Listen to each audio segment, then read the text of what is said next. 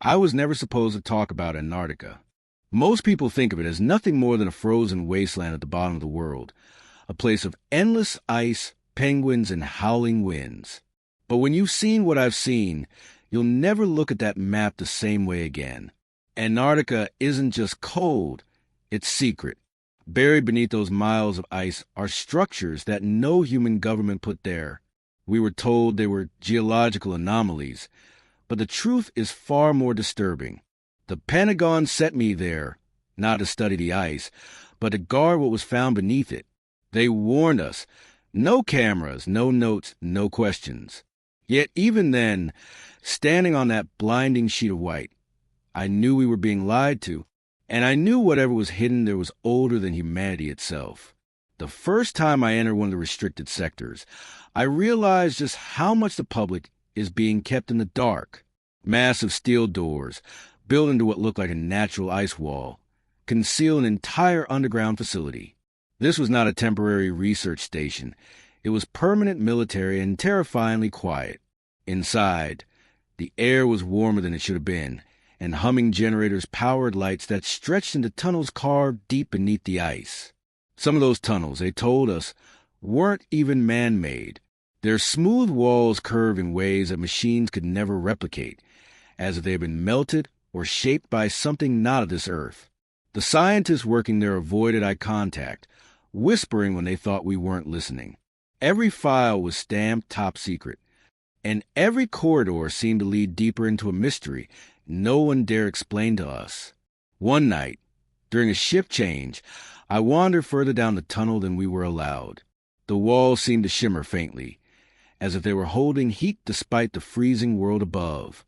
Then I saw something that stopped me cold, markings etched deep into the surface. They weren't letters from any known language, not Latin, not Cyrillic, not anything human. The symbols pulsed when my flashlight touched them, glowing faint blue for just a moment before fading back into the ice. Later, when I asked a superior about it, he looked at me as if I had spoken a forbidden word. He said, "You didn't see anything. Do your job." That was it. But the look in his eyes told me everything. He was terrified. That's when I realized this wasn't just about science or exploration. This was containment. Something ancient was locked down there, and they were scared it might wake. The deeper we went, the less it felt like Earth. The architecture, if you can even call it that, was alien in every sense of the word. Vaulted ceilings that stretched hundreds of feet high, chambers that resonated with low hum, as though the walls themselves were alive. I overheard two scientists arguing in the mess hall. One insisted these structures were at least 30,000 years old, older than any known civilization. The other whispered a darker theory, that they weren't built by humans at all. But here's the detail that haunts me most. At the heart of the largest chamber, sealed behind layers of reinforced glass, was something that looked like a craft. Metallic, smooth, half buried in the ice yet untouched by time. It radiated a faint vibration you could feel in your bones, as if it were still active, still waiting. And every soldier stationed there knew we were guarding something not meant for human eyes. The higher-ups called it the artifact. Never a ship, never a machine, always the artifact. They told us it was a geological anomaly, but even the greenest recruit could see that was a lie. Every few weeks, a team of men in unmarked uniforms would fly in on transport planes. They weren't scientists or soldiers. They carried no insignias, spoke in clipped tones, and only ever traveled directly to the sealed chamber. Rumors spread quickly. Some said they were from the Pentagon. Others swore they were part of something even deeper, an agency so secret that its name wasn't on any document. We watched them bring strange equipment down into the ice, devices that looked like they belonged in a science fiction film. Not on Earth. When they emerged hours later, their expressions were pale, hollow, and they never answered questions. One soldier tried to press them once. By the next morning, he was on a transport back to the States. Discharged, dishonored, erased. But there was something even stranger. Every month, without fail, we'd lose power for exactly 11 minutes. The generators would cut, lights would flicker out, And in that total darkness, the hum of the artifact grew louder. It was like a living thing, calling out in the silence. Some men claimed they could hear voices, whispers in languages they didn't understand. Others described visions, landscapes of towering black spires, oceans boiling under alien skies. The brass told us these were hallucinations brought on by stress. Yet, I noticed something. No matter how different the men were, their descriptions matched. Always the same visions, always the same voices. That's not stress. That's connection. Whatever was locked beneath that ice, it wasn't just sitting there. It was reaching into us, testing us. And deep down, I fear the day the artifact's call would finally be answered. The artifact wasn't just an object. It affected the land itself. The ice surrounding it melted faster than anywhere else on the continent, despite temperatures dropping to -50. Strange electromagnetic readings pulsed from the chamber, interfering with our instruments. Compasses spun wildly, GPS units failed, and even our radios carried bursts of static that sometimes formed words. I'll never forget the night a phrase broke through. "Do not awaken us." It wasn't a soldier's voice, nor anything human. The men froze, eyes wide, pretending we hadn't heard it. But I know we all did. That same week, several researchers were flown out under medical evacuation. The official line was psychological stress.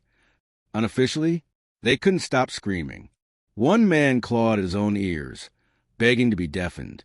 He swore something was speaking directly into his skull, promising him knowledge if he would only listen longer. The Pentagon tried to contain it, but you can't contain madness. As winter closed in, supply runs grew less frequent. Isolation does something to a man. We had no sun for months, just endless black skies over a land of white. The artifact's influence seemed stronger in that darkness. Some soldiers began keeping journals, but I noticed the handwriting in them shift, letters curve in unnatural ways, words written backward, symbols no one could translate. One journal, confiscated by command, described a doorway beneath the ice. The writer claimed the artifact was not a thing but a key, and that our orders were not to study it, but to keep it sealed. The next day, the author of that journal vanished. His bunk was stripped, his belongings gone, as if he had never existed. We all knew better. He hadn't deserted. He had been taken, whether by the artifact or by the men who controlled access to it, I'll never know. But one truth burned in my mind. Antarctica wasn't about science. It was about guarding something humanity was never meant to touch. Then came the night of the breach. A drilling team, supposedly sent to collect ice cores, strayed too close to the restricted zone. Their drills hit something, metal, not ice. The sound echoed through the compound, a screech like steel being torn apart. Minutes later, the artifact's hum roared louder than ever before, vibrating through the ground. Men fell to their knees, clutching their heads as blood trickled from their noses. Alarms blared and command ordered an immediate lockdown. But it was too late. The drilling team never returned, and when a recovery squad went down the shaft, they reported an empty tunnel leading into blackness. The walls weren't ice anymore. They were smooth carved as if built. Structures under Antarctica. That's when the truth hit me. We hadn't discovered the artifact. We had disturbed it, and the ice had been hiding not just one object, but an entire complex. The following days were chaos. Command denied everything, insisting the drillers had been lost in the collapse. But I saw the recovered footage, smuggled out before it was erased. The camera showed the drill team stepping into a vast chamber, walls glowing faintly with symbols that pulsed like veins of light. At the center was a structure, part temple, part machine. The moment the men approached it, their equipment died. The video ended abruptly, but the last frame showed a silhouette moving across the chamber. Too tall to be human, too fluid in motion. When I confronted my superior, he looked at me with dead eyes and whispered, "You'll live longer if you forget." But I couldn't forget. None of us could. And in the silence of the polar night, I began to wonder if the artifact hadn't simply been uncovered, but had awoken. After the breach, security at the base shifted into something unrecognizable. Soldiers I'd never seen before arrived, men with blank name tags and mirrored visors that never left their helmets. They didn't speak to us, didn't eat with us. Their orders were simple: guard the tunnel at all costs. But we could hear what was happening down there. The hum had become constant now, resonating through the ice like the beating of a colossal heart. Some nights, when the wind howled, I swore I could hear chanting rising from the depths, voices layered upon voices, speaking in unison. The newcomers acted like it was normal, but their tight grips on their rifles told another story. One evening, I caught a glimpse of one of them without his helmet. His eyes were bloodshot, and he whispered, "It's already too late." By morning, he was gone, replaced by another silent sentinel. The scientists, or at least the people calling themselves scientists, started running new experiments. They wired the artifact with sensors, attempted to map its energy signatures. But nothing they recorded could be explained by physics. At times, the readings spiked so violently that the instruments burned out, releasing smoke and sparks. Other times, the data vanished entirely, as if erased not by malfunction, but by intention. One technician confided in me before he was flown out. He said the readings weren't random. They were patterns, structured like language. "It's speaking," he whispered, shaking. "It's trying to communicate, but not with us. We're just in the way." Hours later, he was gone, evacuated for medical reasons. I never saw him again, but his words haunted me because I had felt it too. The sense that the artifact wasn't waiting for us to discover it. It was waiting for someone or something else to arrive. By the third month after the breach, the weather itself began to change. Blizzards struck with no warning. Storms that bent steel antennae and buried vehicles in minutes. Yet when we checked the satellite data, there were no storm systems recorded over our coordinates. It was as if the ice itself was manufacturing the chaos to keep us trapped. Some men believed the artifact was doing it, manipulating the environment to prevent us from leaving. I couldn't dismiss the thought, especially when I saw the auroras overhead shift into impossible patterns, spirals, grids, shapes too precise to be natural. One night, I watched the lights form what looked like an enormous ice staring down at the base. That same night, we lost 3 patrolmen. Their tracks led straight into the white expanse, then simply stopped, as if they'd been lifted from the earth. No bodies, no signs of struggle. Just gone. Fear tightened its grip on the base. Men stopped sleeping, terrified of the dreams. Every soldier I spoke would describe the same visions, walking through endless corridors of black stone, hearing voices promising knowledge, power, immortality. But there was always a price. Some woke screaming, claiming their souls were being pulled from their bodies. Others woke calm, too calm, staring blankly as if something else looked through their eyes. Command labeled it polar psychosis. But that was a lie we all stopped believing. The artifact was inside our minds, spreading through us like an infection. I began to notice strange marks appearing on some men's skin, patterns like frostbite, but glowing faintly in the dark. When I asked about it, I was warned, "You ask too many questions. Keep your head down." But how could I? Every instinct told me we weren't guarding the artifact anymore. We were prisoners, and it was the warden. Deep beneath Antarctica's thick sheets of ice, scientists have detected vast networks of tunnels and hollow spaces. Massive caverns carved out over thousands of years by geothermal heat and flowing water. Some are so large they could fit entire cities inside. This discovery raises haunting questions. Could something, human or not, have once lived there? Ancient maps, like the Piri Reis chart, oddly depict Antarctica without ice, suggesting that civilizations may have known its secrets long before modern explorers. Are these frozen labyrinths the last hiding place of a forgotten world? Antarctica is more than just an icy desert. It is a vault of secrets that humanity has only begun to unlock. Hidden lakes, possible ruins, Strange signals and forbidden zones all point to a mystery far greater than we imagine.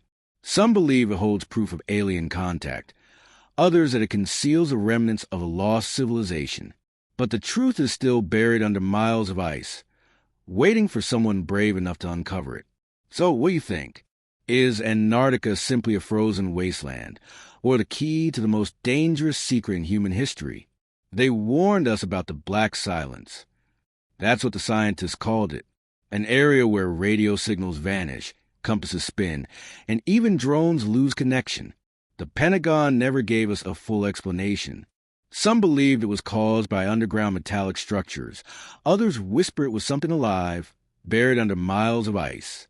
I saw the reports, photos of geometric patterns too perfect to be natural.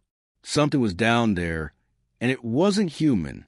One mission I'll never forget involved drilling near Vostok Station. Our equipment struck something solid, not rock, not ice. The drill simply stopped. The next day, a blinding light shot up through the borehole, and the entire area was evacuated. Officially, they said it was a gas release, but the soldiers who were there told me their skin burned as if exposed to radiation, though no source was ever found. What exactly did we touch beneath the ice? I'll let you guess. The most chilling discovery was a cavern so vast it could fit a city. Satellites caught glimpses of massive structures inside. Straight lines, perfect arches. Natural formations? Don't kid yourself. We sent a team to explore, but only half returned. The survivors were incoherent, speaking of voices echoing through the ice, guiding them deeper. They swore something ancient was waiting, something older than mankind itself. The Pentagon sealed the files under Omega Black. So why does the world's military guard Antarctica so fiercely? Why are everyday citizens forbidden from venturing beyond approved zones? Because if you saw what I saw, you'd understand. The truth is buried under miles of ice, and the powers that be are terrified it might surface. I've told you what I can, but the real secrets, the ones they kill to keep hidden, those are still waiting under the frozen veil of Antarctica.